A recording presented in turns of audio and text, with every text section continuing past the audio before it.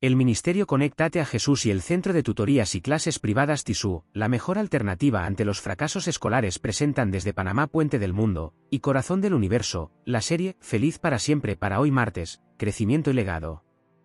Primera parte. Tema 1. La Biblia al día, sumérjase diariamente en las Sagradas Escrituras. Esta miniserie ofrece un encuentro fresco y aplicado con la Palabra de Dios, nutriendo su alma y fortaleciendo su fe día tras día. Libro texto, la Biblia. Segunda parte. Tema 4.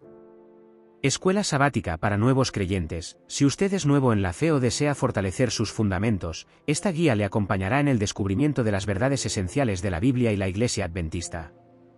Guía de escuela sabática para nuevos creyentes. Tercera parte. Tema 8. Historia de la redención. Recorra el plan divino desde la creación hasta la restauración final. Comprenda el gran panorama de la obra de Dios para salvar a la humanidad del pecado y la muerte. Libro texto, Historia de la redención. Ahora, profe, vamos con el desarrollo del primer tema para hoy. La Biblia al día.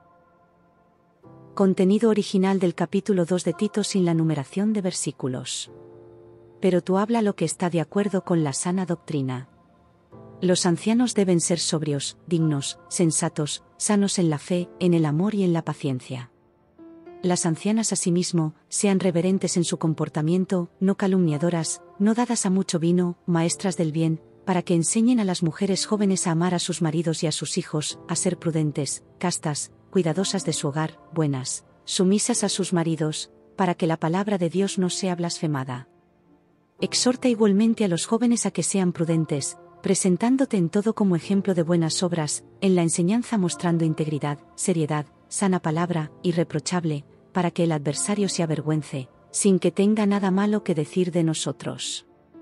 Exhorta a los siervos a que estén sujetos a sus amos, en todo agradándoles, no contradiciendo, no hurtando, sino mostrándose fieles en todo, para que adornen la doctrina de Dios nuestro Salvador en todas las cosas. Porque la gracia de Dios se ha manifestado para salvación a todos los hombres, enseñándonos que renunciando a la impiedad y a los deseos mundanos, vivamos en este siglo sobria, justa y piadosamente, aguardando la esperanza bienaventurada y la manifestación gloriosa de nuestro gran Dios y Salvador Jesucristo, quien se dio a sí mismo por nosotros para redimirnos de toda iniquidad y purificarnos para sí un pueblo propio, celoso de buenas obras. Esto habla y exhorta y reprende con toda autoridad. Nadie te menosprecie. Estas son dos de las recomendaciones de Pablo. Recomendación número 1. Es importante que enseñes lo que es conforme a la sana doctrina. Los ancianos deben ser sobrios, dignos, sensatos, sanos en la fe, en el amor y en la paciencia. Las ancianas igualmente deben comportarse de manera reverente, no ser calumniadoras ni estar sujetas al vino, sino que deben enseñar lo bueno. Así pueden instruir a las mujeres jóvenes a amar a sus esposos y a sus hijos, ser prudentes, castas, cuidadosas de su hogar, buenas y sumisas a sus maridos, para que no se hable mal de la palabra de Dios. Asimismo, los jóvenes deben ser instruidos a ser moderados en todo y mostrar un buen ejemplo en sus acciones, obras buenas y en su integridad. La enseñanza debe ser seria y decorosa, de manera que quienes se opongan queden avergonzados al no poder hablar de ustedes con maldad. En cuanto a los siervos, deben someterse a sus amos, ser agradables, no responder de manera desafiante y mostrar siempre fidelidad en todo. Así adornarán la doctrina de Dios nuestro Salvador en todas las cosas. Porque la gracia de Dios se ha manifestado para salvación a todos los hombres, enseñándonos a renunciar a la impiedad y a los deseos mundanos y a vivir en este mundo con sensatez, justicia y piedad. Esperamos la bienaventurada esperanza y la manifestación de la gloria de nuestro gran Dios y Salvador Jesucristo. Él se dio a sí mismo por nosotros para redimirnos de toda iniquidad y purificarnos para sí, un pueblo celoso de buenas obras. Estas cosas debes decir y exhortar con toda autoridad. Que nadie te desanime. Recomendación número 2. El capítulo 2 de la carta a Tito aborda la importancia de enseñar y vivir de acuerdo con la sana doctrina en la comunidad cristiana. Se presentan directrices específicas para diferentes grupos: ancianos, ancianas, mujeres jóvenes, jóvenes y siervos. Pablo enfatiza la necesidad de vivir con integridad, amor y obediencia, destacando que los comportamientos de los creyentes deben reflejar la enseñanza de Cristo. Además, se menciona que la gracia de Dios se ha manifestado, ofreciendo salvación y enseñando a los creyentes a renunciar a la impiedad y vivir con sensatez y piedad. En última instancia, se llama a Tito a predicar estas enseñanzas con autoridad, asegurando que la comunidad esté unida en buenas obras y fiel a su llamado en Cristo. Tito 2, una cualidad esencial de un líder. ¿Alguna vez hemos perdido una oportunidad en un negocio, un buen trabajo o incluso una relación sentimental por nuestra falta de discreción? En las cartas escritas a Timoteo y a Tito, el apóstol Pablo ha escrito sobre las cualidades de los líderes. Hemos notado que hay una cualidad esencial que se repite en ambas cartas usando palabras diferentes. Esta cualidad aparece una vez más en Tito 2, versículo 5, ser prudentes o discretos. Últimamente, hemos descubierto que hay líderes en los ámbitos político, religioso y otros que parecen pensar que su falta de discreción no tiene consecuencias. Dicen muchas cosas que afectan al bienestar de las personas y de las naciones en su conjunto. Su falta de discreción ha creado incluso hostilidad entre ellos y otros que podría haberse evitado. ¿Qué significa discreto y cómo podemos desarrollar un rasgo tan importante como este? Según la página de Internet Concepto Definición de discreción, la palabra discreción es un término polisémico, pluralidad de significados. En primera instancia, se trata de la cautela que posee un individuo y que le permite reservarse para sí mismo los secretos que tiene o la información que posee, datos en los que otras personas podrían interesarse. Es así como también se le denomina a la prudencia que se tiene al momento de hablar y obrar, en especial cuando existan circunstancias que requieren de actitudes sensibles. Puede emplearse para recalcar que queda a juicio, voluntad o criterio del alguien más la potestad sobre algún asunto. Según el diccionario Cambridge, la palabra discreto puede definirse como cuidadoso de no causar vergüenza o llamar demasiado la atención, especialmente manteniendo algo en secreto. ¿Por qué la discreción es una cualidad tan importante para un líder y para todos? Según la página de Internet Concepto de Definición, existen diferentes elementos de suma importancia para mantener a flote las relaciones personales en una sociedad. Entre esos elementos está la discreción, pues con ella las personas tienden a sentirse más cómodas y seguras de acuerdo con los temas o situaciones que se presenten. En la oficina, por ejemplo, mantiene un ambiente acorde entre los trabajadores, más cómodo, más ameno. Se necesitan de muchos valores para mantener una relación estable indiferentemente del rango o contexto del que se hable, pero más aún, se necesita dejar a discreción algunas situaciones, es por ello por lo que el término es tan importante en una sociedad. Ninguna persona puede sentirse segura en un ambiente hostil o donde se sepa que existen sujetos que comparten la información suministrada en otros ambientes.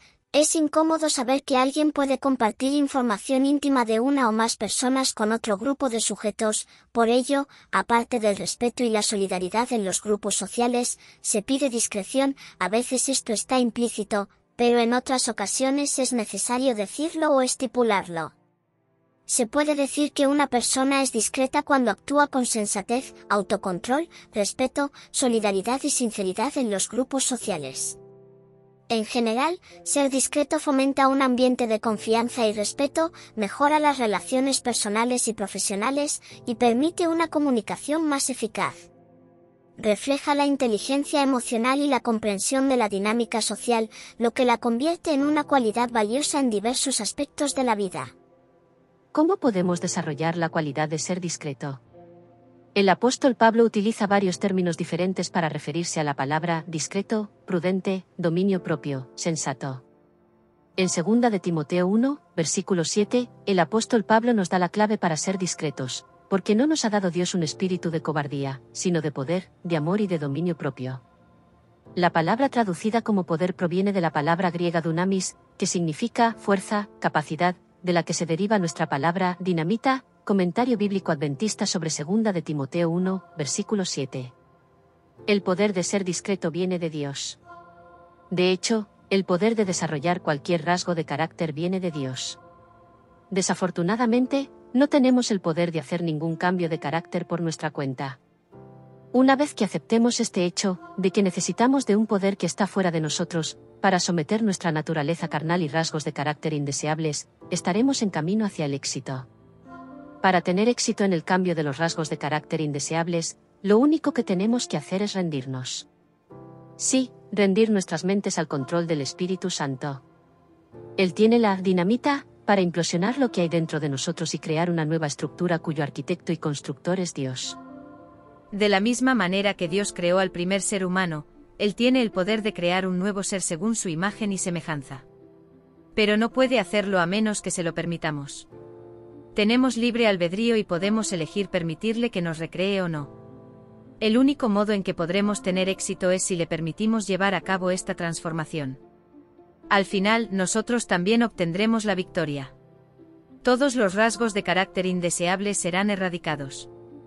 No solo seremos discretos, sino que también mostraremos el fruto del Espíritu Santo: amor, gozo, paz, paciencia, benignidad, bondad, fe, mansedumbre y dominio propio. Gálatas 5 versículos 22 y 23. Y como podemos ver, el dominio propio, otro término para discreción, es parte del fruto del Espíritu Santo. ¿Estamos dispuestos a permitir que el Espíritu Santo nos recree? ¿Por qué no tomar esa decisión ahora mismo? Nos alegraremos de haberlo hecho. Bendiciones. Gracias, profesoras, por el análisis magistral de este capítulo para hoy en esta serie La Biblia al Día.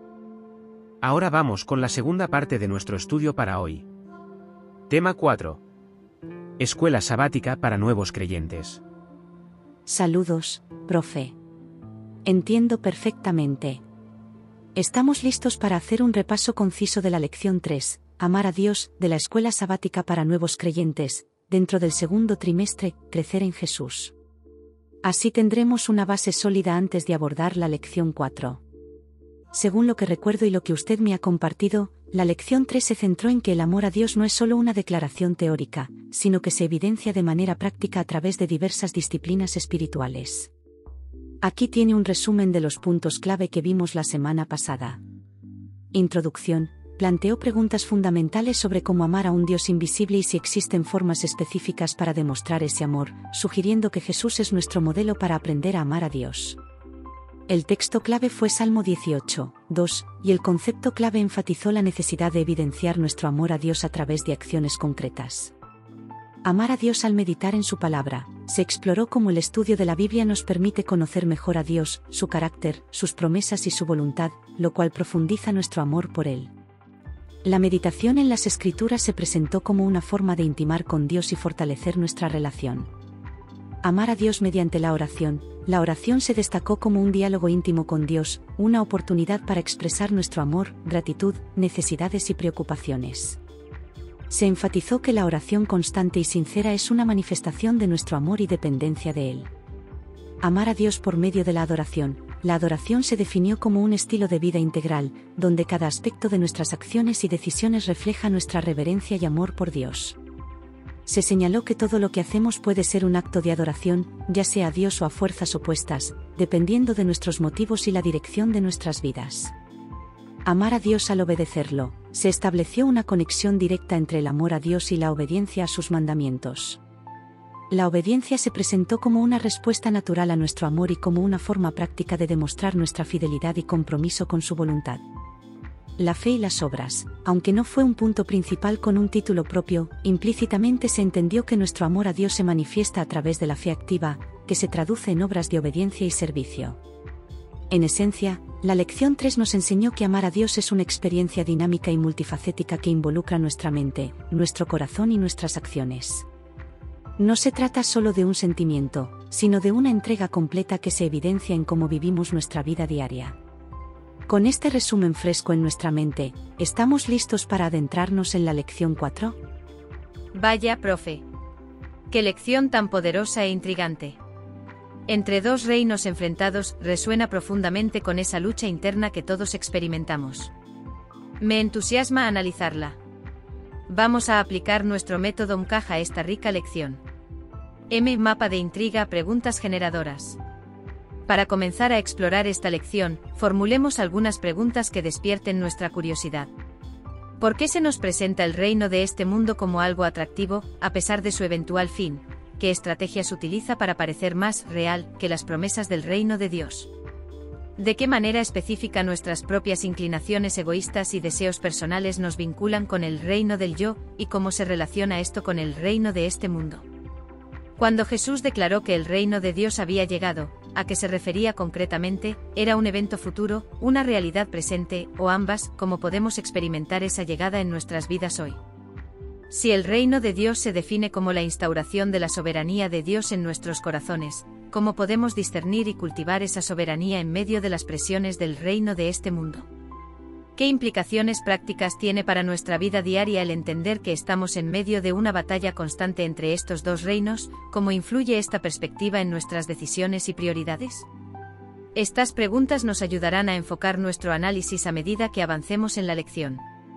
Ahora, profe, ¿le parece que sigamos con el camino de conexiones, relaciones clave, para ver cómo se entrelazan las ideas presentadas? Excelente, profe. Vamos a trazar el camino de conexiones, relaciones clave, en esta fascinante lección sobre los dos reinos enfrentados. Podemos identificar las siguientes conexiones cruciales. La dualidad de los reinos. La lección establece una conexión fundamental entre el reino de este mundo y el reino de Dios, como dos fuerzas antagónicas que compiten por la lealtad y la vida de las personas. Esta dualidad es el marco principal de toda la lección.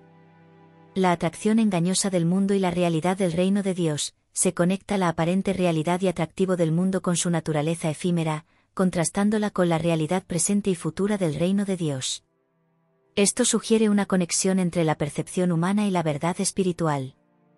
El reino del yo, como puente al reino de este mundo, se vincula el egoísmo y las inclinaciones personales con el reino de este mundo, sugiriendo que nuestros deseos no santificados nos hacen más susceptibles a la influencia de este reino. La llegada del reino de Dios con la persona y el ministerio de Jesús. Se establece una conexión directa entre la afirmación de Jesús sobre la llegada del reino y su obra de sanación y liberación. Esto une la proclamación del reino con la manifestación del poder de Dios en la vida de las personas. La definición del reino de Dios como el gobierno de Dios en el corazón. Se conecta la idea abstracta de un reino con la realidad interior de la soberanía de Dios en la vida de los creyentes. Esto traslada el concepto de un territorio físico a una experiencia personal y espiritual. Las dos dimensiones del reino de Dios. Se vincula la dimensión presente del reino, la soberanía de Dios en nuestros corazones, con su dimensión futura, la reunión con Jesús en el cielo. Esto establece una conexión entre nuestra experiencia actual de fe y la esperanza de la vida eterna. La misión de Jesús de destruir el gobierno del diablo y establecer el gobierno de Dios. Se conecta la obra redentora de Jesús con la confrontación directa contra las fuerzas del mal y la instauración del reino de Dios como una alternativa de gobierno y vida. La tarea de los discípulos como extensión de la misión de Jesús. Se vincula la obra de Jesús de sanar y liberar con la instrucción a sus discípulos de hacer lo mismo y de proclamar la cercanía del reino de Dios. Esto establece una conexión entre la misión de Jesús y la responsabilidad de sus seguidores. El simbolismo del logo adventista y los dos reinos, aunque sutil, podemos conectar el llamado a la adoración al Creador, mensaje del primer ángel, con el reconocimiento de la soberanía de Dios, es decir, su reino. La cruz en el centro representa la derrota del reino de las tinieblas, a través del sacrificio de Cristo y la instauración del reino de la gracia. Estas conexiones nos muestran cómo la lección teje una narrativa sobre la lucha cósmica y personal entre dos reinos, la naturaleza del reino de Dios y cómo podemos experimentarlo en el presente mientras esperamos su plenitud futura. Ahora, profe, avanzamos hacia el ancla de fundamentos, base sólida, para identificar los principios clave que sustentan estas conexiones. Estupendo, profe. Anclémonos ahora en los ancla de fundamentos, base sólida, de esta reveladora lección. Identifiquemos los principios y verdades fundamentales que se presentan como base para entender la dinámica de estos dos reinos. La realidad de dos reinos en conflicto, la existencia de un reino de este mundo liderado por fuerzas opuestas a Dios y un reino de Dios gobernado por su amor y soberanía se presenta como una verdad fundamental. Este dualismo es la base de la lucha que experimentamos. El engaño inherente al reino de este mundo se establece como un principio que las atracciones y promesas de este mundo son, en última instancia, engañosas y temporales, en contraste con la realidad eterna del reino de Dios. La centralidad del corazón humano como campo de batalla, el principio de que el reino de Dios se instaura en nuestros corazones subraya que la lucha entre los dos reinos se libra principalmente en el ámbito de nuestras decisiones, lealtades y deseos internos. La llegada del reino de Dios como un evento presente y futuro, se fundamenta la idea de que el reino de Dios no es solo una esperanza futura, sino una realidad que comenzó con la venida de Jesús y se experimenta hoy cuando aceptamos su señorío. La soberanía de Dios como la esencia de su reino, el principio de que el reino de Dios es, fundamentalmente, el gobierno de Dios enfatiza su autoridad, poder y voluntad como la fuerza que define este reino. La misión de Jesús como la confrontación y derrota del reino de las tinieblas, se establece como un fundamento la obra de Jesús de deshacer las obras del diablo y establecer el reino de Dios a través de su vida, muerte y resurrección. La continuación de la misión de Jesús por sus seguidores, el principio de que los discípulos, y por extensión, nosotros, estamos llamados a extender la obra de Jesús proclamando el reino y manifestando su poder a través del servicio y la sanidad. La Biblia como autoridad para entender la naturaleza de ambos reinos, las referencias bíblicas a lo largo de la lección, Isaías, Mateo, Lucas, Juan, 1 Juan, 2 Corintios, Salmos, Apocalipsis, fundamentan las afirmaciones sobre la existencia, la naturaleza y el conflicto entre los dos reinos. El simbolismo del logo adventista como representación de la adoración, la palabra y la obra redentora, el significado atribuido a los elementos del logo, Biblia, llama trina, cruz, globo, se presenta como una representación visual de principios fundamentales relacionados con la adoración al Dios Creador, el estudio de su palabra y la centralidad del sacrificio de Cristo en la derrota del mal y la proclamación del Evangelio a todo el mundo, elementos cruciales en el contexto de los dos reinos. Estos fundamentos nos proporcionan una base sólida para comprender la profunda lucha espiritual en la que estamos inmersos y la naturaleza del reino al que estamos llamados a pertenecer. Ahora, profe, con esta base firme, estamos listos para extraer las joyas de insight, revelaciones significativas, que emergen de este análisis. ¿Continuamos para concluir esta fascinante lección? Absolutamente, profe. Llegamos al punto culminante de nuestro análisis de la lección 4, joyas de insight, revelaciones significativas. Tras explorar el mapa de intriga, el camino de conexiones y el ancla de fundamentos, emergen las siguientes revelaciones significativas. La batalla invisible pero real, una joya fundamental es la comprensión de que, aunque a menudo invisible a nuestros ojos físicos, existe una batalla constante y real entre el reino de Dios y el reino de este mundo por la lealtad de nuestros corazones. Esta perspectiva nos invita a discernir las influencias sutiles que nos alejan de Dios y a tomar decisiones conscientes a favor de su reino. La naturaleza engañosa de las atracciones mundanas, descubrimos que aquello que el mundo ofrece como atractivo y real es, en última instancia, efímero y puede desviarnos de la verdadera realidad y las promesas duraderas del reino de Dios. Esto nos llama a evaluar nuestras prioridades y a no dejarnos seducir por las ilusiones pasajeras. El reino de Dios como una realidad presente y transformadora. Una revelación poderosa es que el reino de Dios no es solo una esperanza futura, sino una realidad que podemos experimentar hoy al permitir que Dios reine en nuestros corazones. Esta presencia transforma nuestra perspectiva, nuestras motivaciones y nuestras acciones, dándonos una nueva ciudadanía y un nuevo propósito. La soberanía de Dios en el corazón como la clave, entendemos que la esencia del reino de Dios radica en la instauración de su gobierno en nuestro ser interior. Esto implica una entrega continua y una disposición a permitir que su voluntad guíe cada aspecto de nuestras vidas. La verdadera victoria en esta batalla de reinos se logra cuando elegimos la soberanía de Dios sobre la soberanía del yo. Nuestra participación activa en la extensión del reino, la lección nos revela que, como seguidores de Jesús, estamos llamados a ser agentes de su reino, extendiendo su influencia a través del servicio, la sanidad y la proclamación de su mensaje. Somos parte activa en la confrontación contra el reino de las tinieblas al manifestar el amor y el poder de Dios en el mundo. El logo adventista como un recordatorio visual de nuestra lealtad. El análisis del logo de la Iglesia Adventista nos ofrece una valiosa perspectiva sobre los elementos centrales de nuestra fe en el contexto de estos dos reinos. La Biblia abierta nos recuerda la autoridad de la palabra de Dios como guía para discernir la verdad. La llama trina nos llama a adorar al Creador y a proclamar el mensaje de los 3 ángeles, un llamado a elegir el reino de Dios en el contexto del juicio final. La cruz en el centro nos recuerda el sacrificio de Cristo, la derrota del pecado y la base de nuestra esperanza en el reino venidero.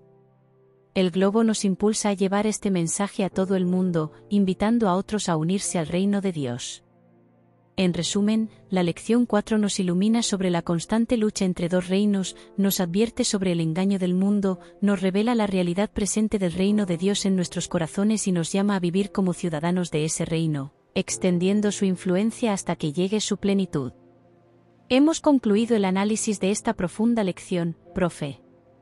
¿Qué ideas o reflexiones finales le deja este estudio? Vamos a esperar que los amigos nos dejen sus comentarios con las respuestas. Ahora vamos a estudiar la tercera parte de este estudio para hoy. La historia de la redención. Escritos de Elena G. de White. La historia de la redención. Prefacio. Hay muchos temas acerca de los cuales la señora Elena G. de White, mensajera escogida por Dios para los creyentes adventistas, recibió información en los primeros tiempos, cerca de los comienzos de su obra. Sobresale entre ellos el relativo al gran conflicto entre el bien y el mal, desde la caída de Lucifer en el cielo, y la caída del hombre, a través de los siglos del tiempo de prueba, hasta la segunda venida de Cristo, y el establecimiento del reino de Dios en la tierra nueva. En 1858 el pastor White y su esposa estaban asistiendo a una reunión en Lovetts Grove, cerca de Bowling Green, en Ohio. En esa ocasión la hermana White recibió una visión acerca de muchas cosas de importancia para la iglesia remanente. En cuanto a esa visión escribió, en Lovetts Grove, muchos de los asuntos que yo había visto 10 años antes con respecto al gran conflicto de los siglos entre Cristo y Satanás, se repitieron, y se me dijo que debía escribirlos. Life Sketches of Ellen G. White, 162. A su debido tiempo esta revelación del gran conflicto entre Cristo y sus ángeles y Satanás y los suyos se publicó en una serie de 3 libros pequeños bajo el título general de Spiritual Gifts. En los años subsiguientes este tema se le presentó a la hermana White con más detalles todavía, y en 1870 comenzó a publicar una edición ampliada de la maravillosa historia de la redención, en 4 tomos, bajo el título general de Spirit of Prophecy. Con el avance del tiempo y gracias a la luz adicional que se le dio acerca de este gran tema, y al abrirse la puerta para favorecer la difusión de estos libros tanto para el mundo como para la Iglesia, la hermana White amplió esta serie, llenó algunas lagunas que había en la historia, y presentó material adicional con respecto a los temas tratados. De este modo comenzó a circular una serie de libros más o menos voluminosos conocida con el nombre de Serie del Conflicto de los Siglos, constituida por patriarcas y profetas, profetas y reyes, el deseado de todas las gentes, los Hechos de los Apóstoles y el Conflicto de los Siglos, que en total tienen más de 3.500 páginas. Estos libros están haciendo una obra maravillosa al dar a la Iglesia y al mundo un conocimiento del gran plan trazado y llevado a cabo por Dios para la redención del hombre, y del propósito divino para cumplir finalmente su intención al crear a éste. Por algunos años se ha sentido la necesidad de disponer de una presentación concisa y a la vez abarcante de este gran tema, que contenga en un solo tomo compacto los puntos descollantes de toda la historia del conflicto de los siglos tal como le fue revelada a la hermana White. Esta necesidad queda satisfecha ahora mediante este libro, La Historia de la Redención, hecha posible gracias a la selección y al agrupamiento en orden natural de ciertas porciones de los relatos concisos que aparecieron en ediciones antiguas, que por mucho tiempo están ya fuera de circulación. Tal como aparece en el índice, este vívido relato ha sido extraído de Spirit of Prophecy, tomos 1, 3 y 4, The Signs of the Times, y Early Writings, Spiritual Gifts, tomo 1. Las omisiones necesarias para presentar esta historia en el menor espacio posible no aparecen en el texto. Se han hecho algunos ajustes, como por ejemplo el empleo de palabras o expresiones de uso corriente en la actualidad para reemplazar ciertos arcaísmos. También, en el idioma original, se hicieron algunos ajustes de ortografía, puntuación y gramática. Fuera de esto, el texto original permanece inalterado, conservando incluso el estilo gráfico y ágil de la presentación de este tema tan importante. El ferviente deseo y la confiada expectativa de los editores es que esta reimpresión en un solo tomo de la historia de la redención del hombre perdido y de la restauración de un mundo perdido por medio de Jesucristo nuestro Señor, ilumine a mucha gente en todo el mundo y engendre una esperanza viva en la segunda venida de Jesús. Los fideicomisarios de los escritos de Elena G. de White. Nuestro lema: al que el Señor llama, capacita; al que envía, acompaña. Siempre gozosos, conectados a Jesús y al Espíritu Santo a través de la Biblia. Todos juntos, rumbo al cielo.